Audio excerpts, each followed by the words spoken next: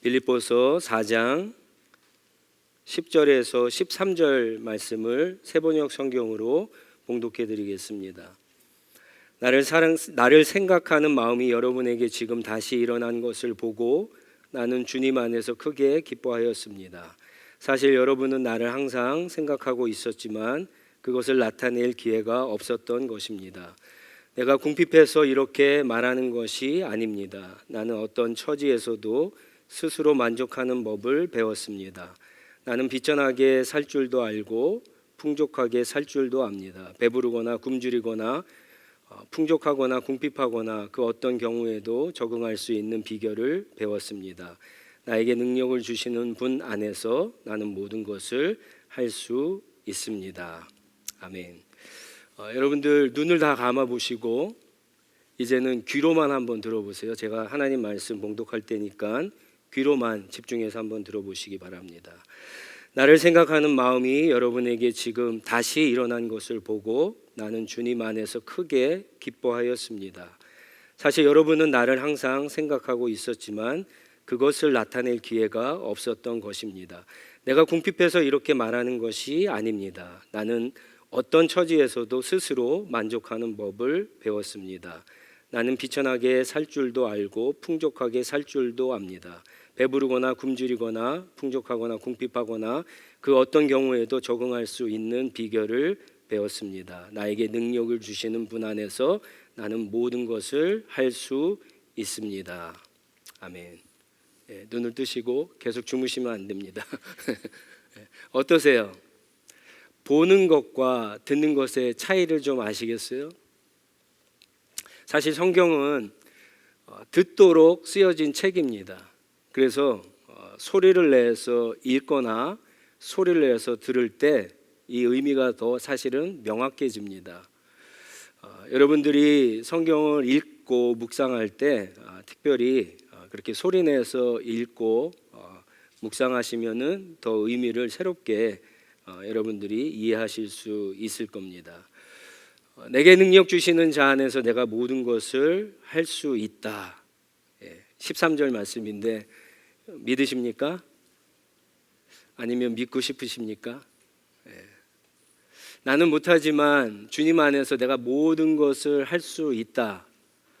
굉장히 매력적인 말씀이죠. 긍정적인 말씀입니다. 특별히 지금 내가 어렵고 힘들면 사실 붙잡고 싶은 말씀, 의지하고 싶은 말씀이기도 합니다.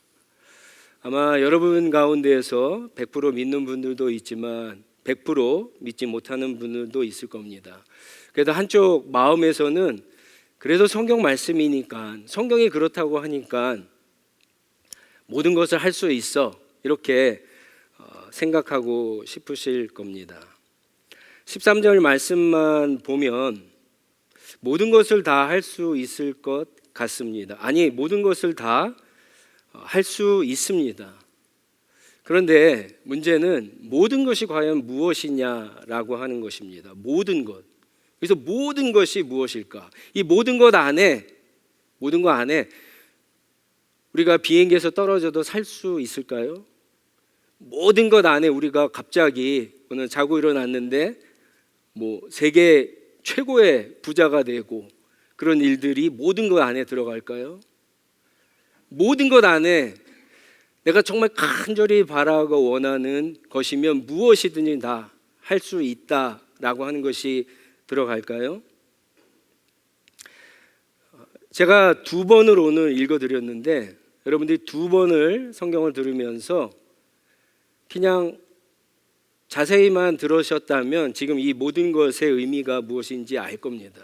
성경은 한 구절만 그렇게 봐서는 안 되고 그 구절이 나오기까지 앞뒤 문맥을 잘 살펴봐야 됩니다.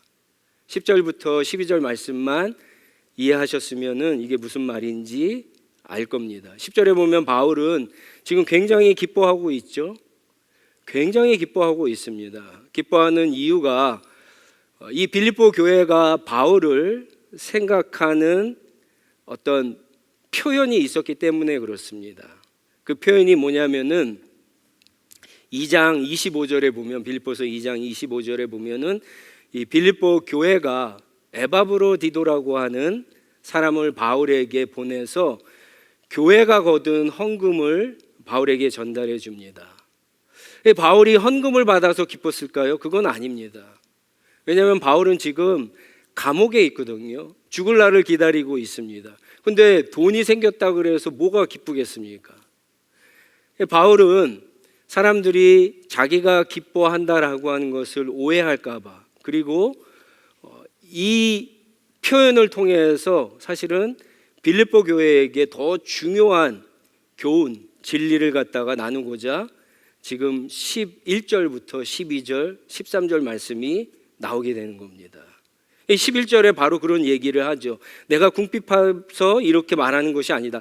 내가 가난했는데 너희가 헌금을 해서 내가 기뻐하는 것이 아니다라고 이야기합니다. 자기가 기뻐하는 이유에 대해서 이야기를 하면서 사실은 이런 이야기를 하죠. 나는 어떤 처지에서도 옛날 성경에는 자족한다라고 표현했는데 스스로 만족하는 법을 배워서 내가 기뻐한다라고 그렇게 표현하고 있습니다.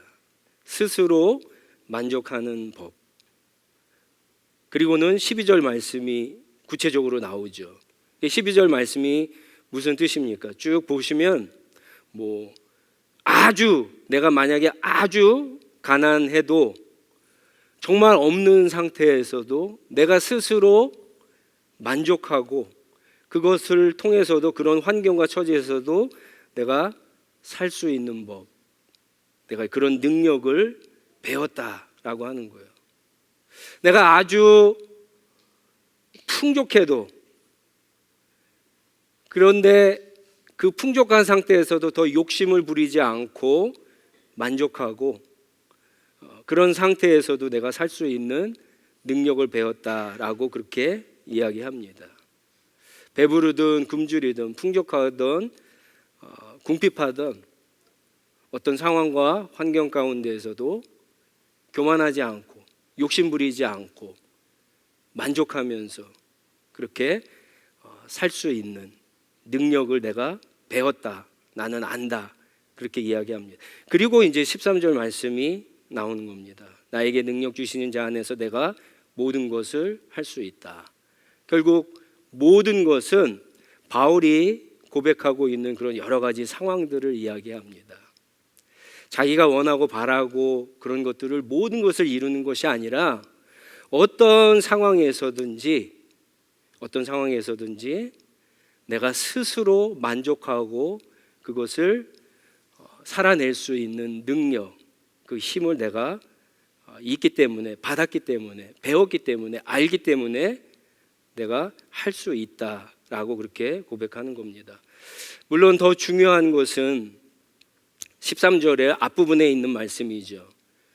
결국 이 능력에, 바울에 가지고 있는 이 능력의 비밀, 원천, 우리 성도의 능력의 비밀의 원천을 무엇이라고 이야기합니까? 능력을 주시는 분, 예수 그리스도죠. 예수 그리스도 안에서 할 수 있다라고 하는 거예요. 그럼 예수 그리스도 바깥에 있으면 할 수 있다, 없다? 못한다는 거예요. 그리스도 바깥에 있으면 못한다라고 하는 겁니다. 그리스도 안에 있었을 때 할 수 있다라고 하는 겁니다. 사실 바울이 이런 고백을 하는 것을 우리가 바울의 삶을 좀 들여다봐야지 정확하게 이해할 수가 있습니다. 바울은 예수님을 만난 후에 그의 삶이 평탄하지 않았습니다. 사실 바울의 삶은 예수 믿기 전이 더 평탄한 삶이 될 가능성이 많았습니다. 바울은 히브리인 중에 히브리이고, 바울은 유대인의 가장 석학이었던 가말리아의 수제자입니다. 그러니까 오늘날로 얘기하면 한국으로 치면 서울대에서도 아주 수석 졸업한 사람입니다. 앞이 창창한 사람이었어요. 근데 그가 어느 날 다메섹으로 가다가 예수님을 만난 후에 삶이 완전히 변하게 되는데 결코 평탄한 삶이 아니었습니다. 고린도후서 11장 23절에서 27절에 보면 바울이 이런 고백을 합니다. 여러분 잘 또 들어보시기 바랍니다.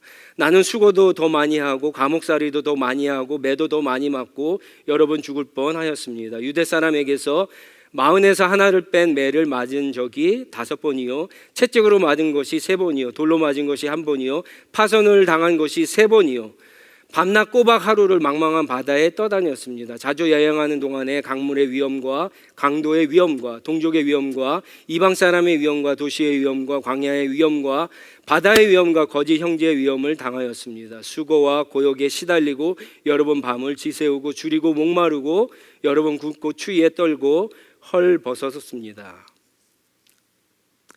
바울이 지금 고백하는 것은 이 능력을 그런 시간, 그런 세월, 그건 인생을 보내면서 그런 능력을 갖게 됐다라고 하는 거예요. 어떤 상황과 환경에서도 만족할 수 있고 인내할 수 있고 견딜 수 있는 그런 능력을 갖게 됐다는 거예요. 어떻게 그 능력을 갖게 됐을까요? 힌트가 그리스도 주님 안에서라고 하는 거죠. 주님이 함께 하셨다는 거예요. 주님께 배운 겁니다. 바울이 11절에 스스로 만족하는 것을 배웠다 그렇게 그렇게 표현하고 있는데 뭐 다른 사람한테 배운 게 아니죠. 예수님에게 배운 겁니다. 그 상황과 환경 처지 가운데 분명히 바울이 혼자 있었는지 알았는데 예수님이 있었음을 알고 예수님께 만족할 수 있고 그런 여러 가지 어려움과 위험과 어떤 상황들, 환경들을 견디고 이길 수 있는 것을 배웠다라고 하는 겁니다. 이 능력은 바울이 회심하자마자 갑자기 받은 것이 아닙니다. 처음부터 바울이 가졌던 것도 아닙니다. 사실 바울의 삶을 보면 물론 대단한 우리가 볼 때 성공한 그런 삶도 있습니다. 승리하는 삶도 있습니다. 그렇지만 사실 처음부터 그렇지는 않았습니다. 처음에 보면은 바울은 실패의 연속이었습니다. 사도행전 9장에 보면은 바울이 다마스쿠스에서 오늘날 시리아의 다마스쿠스에서 이제 예수님을 만나죠. 여러분 예수님을 만나면 어떻죠? 뭐 가슴이 뜨겁잖아요. 그래서 바울이 다메섹에 들어가서 전도를 합니다. 전도를 하면 사람들이 믿을까요? 안 믿을까요? 안 믿습니다. 오히려 바울을 죽이려고 했습니다. 바울의 첫 번째 실패였어요. 그게. 그래서 바울은 갈라디아서 1장에 보면은 아라비아 사막으로 가서 학자들에 의하면 거기에 이제 3년을 있게 됩니다. 3년 동안 뭐 했겠어요? 성경을 열심히 읽었겠죠. 원래 성경 선생이었으니까 구약 성경을 읽으면서 거기에서 예언됐던 예수 그리스도가 어떤 분이고 누구시고 이분의 십자가 사건에 대한 예언들이 어떻게 성취되는가를 완전히 꿰뚫게 됩니다. 그리고는 더 뜨거운 마음으로 예루살렘에 옵니다. 그래서 사도들을 만나서 인정을 받고 사역을 시작해야 되는데 여러분 사도들이 만나줬습니까? 사도들이 만나주지 않았어요. 바울이 워낙 교회를 핍박하고 예수 믿는 사람들을 죽이는 사람이었기 때문에 긴가민가 했어요. 사도들도 두려웠습니다. 그래서 성경에 보면은 아무도 안 만나줬습니다. 그래서 누가 만나줬죠? 바나바가 만나줬어요. 바나바가 나중에 이제 복음이 막 이방 교회로 퍼져서 최초의 안디옥 교회가 세워졌을 때 혼자서는 감당할 수 없으니까 누구를 청빙하죠? 바울을 청빙합니다. 사실 바울은 그때 실망해서 자기의 고향 다소에 가 있었어요. 낙심하고 실망했는데 근데 바나바가 바울을 청빙합니다. 그래서 같이 사역하자 그래서 담임 목사로 둘이 사역을 하게 됩니다. 그리고는 그 사역이 점점 커지면서 집사들을 세우죠. 그리고는 우리가 아는 것처럼 최초의 이방 선교사로 바나바와 파송을 하게 되죠. 근데 거기에 실패가 없었습니까? 있었어요. 첫 번째 여행을 하는데 둘이 문제가 생기죠. 마가 때문에 문제가 생깁니다. 그래서 두 번째 여행 때 서로 다퉈서 싸우게 됩니다. 물론 나중에 화해를 합니다. 바로 그런 모든 상황과 환경을 통해서 바울은요, 예수님이 함께 계시고 예수님이 그 가운데 역사하심을 통해서 어떤 상황과 환경 가운데에서도 스스로 만족하고 그것을 견디고 이길 수 있는 능력을 배우게 됩니다. 여러분, 이게 다른 말로 뭐라 그럴까요? 이게 여러분 믿음입니다. 이게 성경이 말하는 믿음입니다. 오늘 우리가 2023년 한 해를 돌아보고 또 새해를 맞이하는 성령 감사 예배를 드리는데, 여러분의 삶을 한번 되짚어 보시기 바랍니다. 아니, 2023년만 한번 생각해 보시기 바랍니다. 시작할 때와 끝날 때, 이제 오늘 지나면 이제 몇 시간 후면 끝인데 크게 달라진 것이 있습니까? 어떤 분들은 눈에 차이나게 달라진 분이 있겠지만 대부분은 달라지지 않으셨을 거예요. 막 사람들한테 자랑하고 싶은 어떤 건더기가 없을 수 있습니다. 마지막인데 그래도 뭔가 감사를 해야 되는데 감사할 게 별로 떠올리지 않는 분들도 계실 거예요. 그런데 여러분, 분명히 여러분들에게는 믿음의 진보가 있었습니다. 하나님이 순간순간 함께해 주셨고, 우리가 지금 다윗처럼 이 고백은 하지 못한다 할지라도 분명히 하나님께서 우리의 믿음을 증진시키는 그런 놀라운 일들을 분명히 하셨습니다. 옛날 같으면 어렵고 힘들어서 실망하고 다 포기했을 건데, 여러분 한 해를 돌아보세요. 그 일을 한번 떠올려 보세요. 그 가운데 그래도 하나님밖에 없다라고 하는 생각으로 기도한 적이 없습니까? 그럼 잘한 거예요, 여러분의 믿음이. 일은 정말 그냥 다 손 놓고 싶다 한 일들이 있었죠. 근데 한번 돌아보세요. 달라진 건 없습니다. 근데 여전히 붙잡고 있잖아요. 여전히 기도하고 있는 기도 제목들이 있잖아요. 과거 같으면 전혀 생각할 수 없는 여러분의 믿음이에요, 그게. 지금 믿음이 그만큼 변하고 있습니다. 달라지고 있어요. 자라고 있습니다.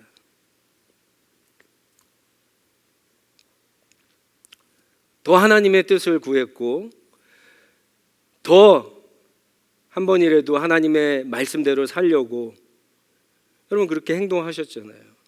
하나님 앞에 엎드리셨잖아요. 물론 기도해서 응답을 받은 적이 있지만 응답하지 못한 게 더 많습니다. 변화가 없던 게 더 많습니다. 기도대로 잘 안 되었어요. 근데 여전히 여기 있잖아요. 여전히 끝나지 않은 거예요.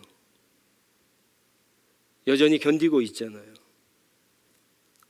그게 달라진 증거입니다. 그게 우리 가운데 주님께서 함께 하시고 우리의 믿음이 자라고 있다는 증거입니다.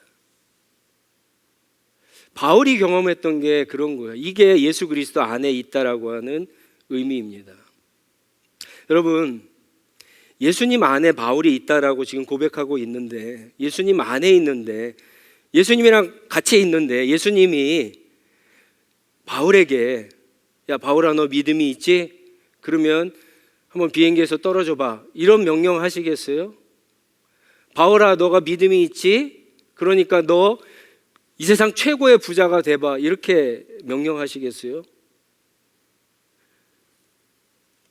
모든 걸 할 수 있다라고 하는 것은 자기가 원하고 바라는 것을 할 수 있다라고 하는 의미가 아닙니다. 예수 그리스도 안에 있다라고 하는 거예요. 예수 그리스도 안에서 하나님이 우리에게 말씀하시고 인도하시는 그 모든 것들을 할 수 있다라고 하는 뜻이에요. 내가 원하고 바라는 것이 아니라 하나님이 나에게 원하고 바라는 모든 것을 할 수 있다라고 하는 거예요. 그래서 우리는 늘 하나님의 뜻이 무언가, 하나님이 나에게 원하시는 것이 무엇인가 듣고 움직이는 것이 너무나 중요한 겁니다. 예수님 안에 있는데, 여러분 예수님이 내 앞에 있는데 그럼 어떻게 내 욕심, 내 정욕, 내 욕망을 위해서 주님 이거 들어주세요 기도를 사용하고 주님을 이용할 수 있겠어요? 예수님 안에 있다라고 하는 의미는 그런 의미가 아닙니다. 열심히 예수님만 믿으면 모든 것을 다 할 수 있다? 다 거짓말입니다. 오히려 그렇게 신앙생활을 하다가는 여러분 이미 우리가 경험한 대로 내가 기도했는데 기도 응답이 없으면 더 실망하고 낙심하고 믿음에서 떠날 수도 있어요. 다니엘과 세 친구를 보세요. 잘 믿었는데 결과가 어디입니까? 풀무불이에요. 사자굴이에요. 근데 중요한 것은 그게 끝이 아니죠. 거기에 누가 함께 계셨습니까? 예수님이 함께 계셨어요. 결국은 그 풀무불을 통과하고 사자굴에서 나오게 됩니다. 하나님이 우리의 상황과 환경 가운데 함께 하심을 되짚어 보셔야 돼요. 지금 우리가 여전히 거기서 나오지 못했다 할지라도 예수님 안에 있는 사람들은 그것을 알아차려야 돼요. 그리고 그 상황 가운데에서 계속 기도하고 주님의 뜻이 무엇인가 구하고 주님을 따라가는 것이 예수 그리스도 안에 있는 사람들이 움직이는 태도이고 방향이고 모습입니다. 이게 믿음입니다. 여러분, 이 믿음, 이 은혜, 이 능력을 2024년도에는 여러분들이 구하시고 더 많이 누리시기를 바랍니다. 그냥 시간이 가서 받는 게 아니라 분명히 이거는 하나님과 우리의 서로의 역사와 작용을 통해서 가는 거예요. 선생님이 아무리 열심히 가르쳐도 물론 타고나면은 아이들의 성적이 오를 수 있겠죠. 그렇지만 동기가 있고 공부를 열심히 하는 아이들에 따라서 이거는 다른 거예요. 신앙도 마찬가지입니다. 하나님이 우리를 구원해 주시고 자녀 삼아 주셨지만 하나님의 말씀에 우리가 반응하고 따라가는 사람과 그렇지 않은 사람은 신앙의 진보가 차이가 있는 거예요. 그냥 흘러가는 대로 믿음이 잘한다라고 생각하지 마시고 우리가 해야 될 부분을 열심히 함으로 하나님의 놀라우신 은혜로 말미암아 이 능력, 이 믿음이 더 풍성해지는 2024년도 한 해가 되시기를 바랍니다. 개인적으로 지난주에 제가 좋아하던 배우 이선균 씨가 자살을 해서 굉장히 충격적이었습니다. 굉장히 안타까웠어요. 텔레비를 키면 자주 나오시던 분이잖아요. 영화에도 자주 출연하시고 아직도 이렇게 개봉되지 못한 영화가 3개인가 2개인가 있다는 얘기를 들었는데 굉장히 충격적이었습니다. 설교를 준비하다가 그분이 출연한 나의 아저씨라고 하는 드라마의 한 장면이 생각났어요. 그 드라마에서 이 이성균 씨가 직업이 뭔지 기억나시나요? 이 직업이 정확하게 얘기하면은 건축 구조 기술사입니다. 건축 구조 기술사. 이 주인공이 부하 직원이었던 여자 주인공 아이유, 가수 아이유가 거기 출연했죠. 그 사람에게 해주는 대화 내용이 있습니다. 이런 내용입니다. 제가 그 의미만 생각이 나서 한번 찾아봤어요. 시리즈 8편인가 나오더라고요. 보시고 싶은 분은 보셔도 됩니다. 거기에 보면 이런 얘기를 합니다. 모든 건물은 외력과 내력, 그러니까 외부의 힘과 내부의 힘의 싸움이다. 바람, 하중, 진동 이런 거 있을 수 있는 모든 외력을 계산해서 따져서 그것보다 더 세게 내력을 설계한다. 아파트는 평당 300kg을 견딜 수 있게 설계한다. 사람들이 많이 모이는 학교나 강동은 하중을 훨씬 높게 설계하고 한층 이래도 푸드코트라도 사람들 앉는 데랑 무거운 주방 기구를 놓는 데랑 하중을 다르게 설계해야 돼. 항상 외력보다 내력을 세게. 그리고는 이제 이런 얘기를 해요. 인생도 어떻게 보면은 외력과 내력의 싸움이고 무슨 일이 있어도 내력이 세면 버티는 거야. 그러자 이 부하 직원이 묻죠. 인생의 내력이 뭔데요? 주인공의 대답은 몰라입니다. 모른대요, 그게 뭔지. 그리고는 친구 얘기를 해요. 그 자기보다 더 뛰어난 친구였는데 절에 들어간 친구 얘기를 합니다. 우리는 이 내력이 뭔지를 알죠. 이게 바울이 지금 고백하는 이 능력, 이 믿음입니다. 외부의 어떤 상황과 환경에서도 만족하고 견딜 수 있고 버틸 수 있고 이겨낼 수 있는 힘, 능력, 믿음이 내력입니다. 이 믿음이 단단하면 어떤 상황과 환경, 사람의 눈치 보지 않고 끌려다니지 않고 하나님이 기뻐하는 삶을 살 수 있습니다. 끝까지 예수님을 따라갈 수 있고요. 이걸 마지막 심판대에서 주님께서 보시는 것이 바로 이 믿음입니다. 여러분, 우리가 어떤 일을 하든지 간에 하나님을 기쁘시게 할 수 있는 것은 믿음이에요. 히브리서 11장에 보면 그 사람들 다 열심히 믿었지만 자기가 원하는 대로 된 사람이 아무도 없습니다.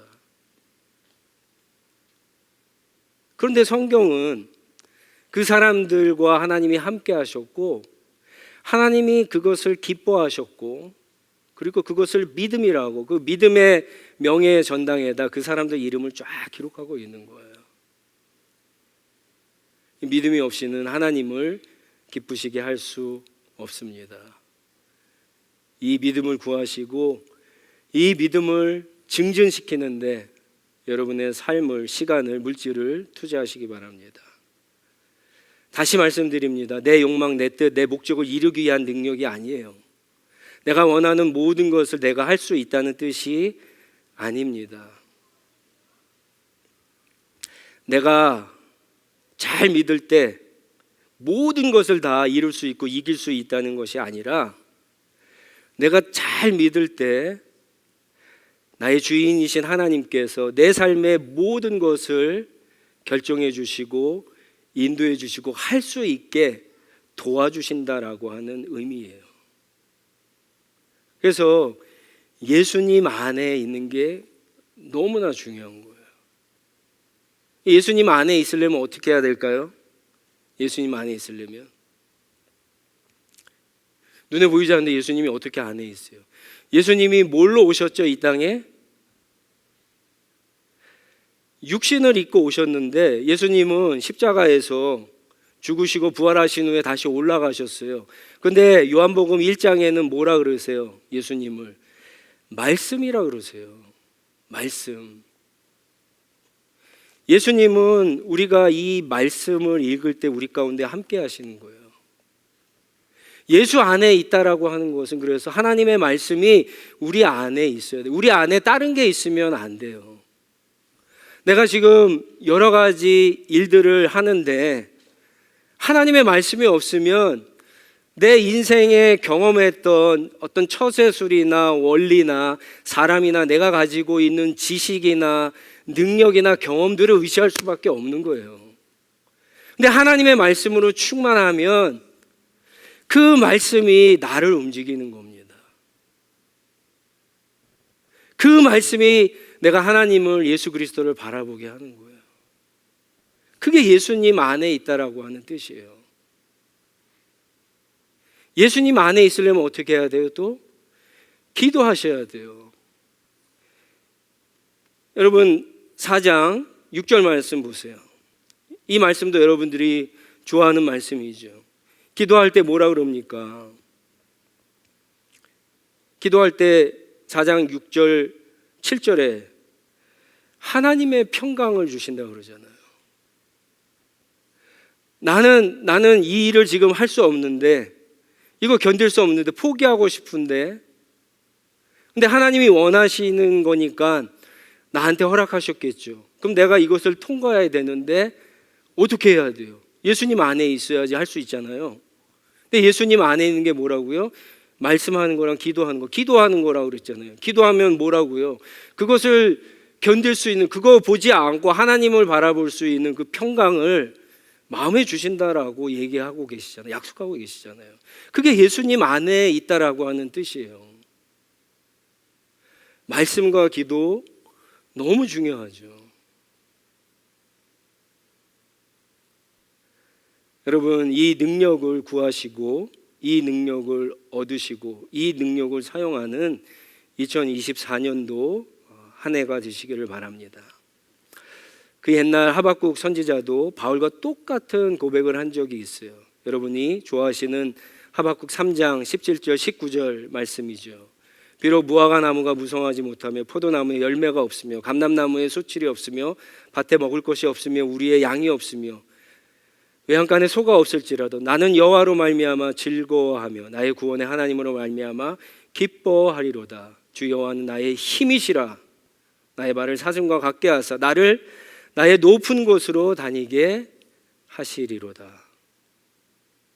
여러분, 우리가 아무리 믿고 좋아하는 사람은 다 사라집니다. 그러나 예수님은 영원토록 우리와 함께 하십니다. 주님께서 함께 하심을 믿고 주님과 이 믿음의 여정을 잘 해나가서 2024년도에는 더 큰 믿음의 진보를 통해서 하나님께 큰 기쁨을 드리는 저와 여러분들이 다 되시기를 주님의 이름으로 축원합니다. 같이 기도하겠습니다.